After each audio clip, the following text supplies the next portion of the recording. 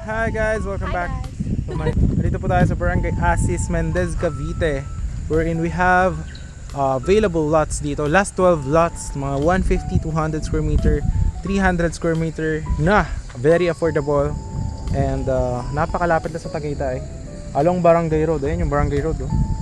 So ang landmark dito is Tagaytay Cockpit Arena. Pag diniretso nyo yung Barangay Road na yan, 5 minutes nandun na kayo sa Tagaytay Cockpit Arena.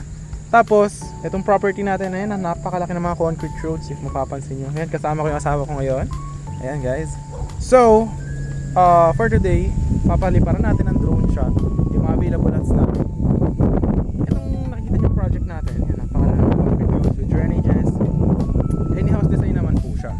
So our project is yung mga available lots natin nandiyan lang sa likod, but hindi na available yun dito sa harap since this one is sold na po mga 2 years ago. Wala pa po itong kalsada, na sold na po ito dati. So yan, yung mga nakabili, yung mga nandito, pwede na silang paggawa ng house, any house design. So para mas ma-visualize nyo muna is papakita namin yung drone shot ng ating property para makita nyo sa available lots that you will see in 3, 2, 1.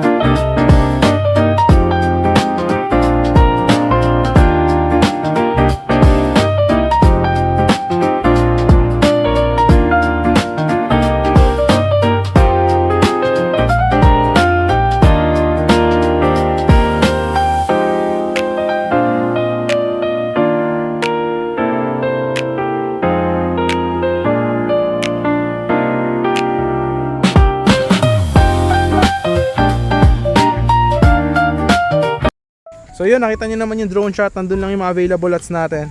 So itong kalsada natin na to, ayan, this one is 8 meters. Dediretso doon, gagawan din natin ng kalsada doon sa mga puno. And gagawin natin na ganito, ayan, any house design. Tapos hulugan naman siya, 3 years 0% interest yung ating available lots. Last 12 lots. Tapos ayan, kung makita nyo yung Barangay Road natin, ayan siya, napakalaki ng ating concrete roads. Ayan o, pag dinaretso nyo doon, doon yung papuntang Cockpit Arena. Ito yung mga nakabili dati, may mga 500, 300 square meter. Ayan, fully paid na yan sila. So pwede na sila magpagawa ng house design. And yung sinasabi natin house design, ano nga ba yung itsura nun? So papaliparan natin yung drone shot ng mga finish natin projects 5 years ago para ma-visualize nyo yung itsura ng project kapag may mga bahay na. At you will see here sa ating finished projects is ano yung mga itsura ng projects natin kapag tapos na po siya. So ganito po yung ating project, any house design naman po siya. Tapos may water electricity connection po tayo. And then there is also security. And then kung mapapansin nyo po, itong project natin na to is mga way back 2020 po, no? 20 around 2017. So yan po yung isa nating mga project. Ganyan din po ang magiging itsura kapag may mga bahay na rin po dyan sa area. Kasi kung mapapansin nyo po, tinapos na po natin sa phase 1 yung mga kalsada, eh dudugtong na po natin yan going to the residential farm lots location. So yun guys, if you're interested, nandiyan yung Viber WhatsApp ko. I hope to see you soon and thank you for watching.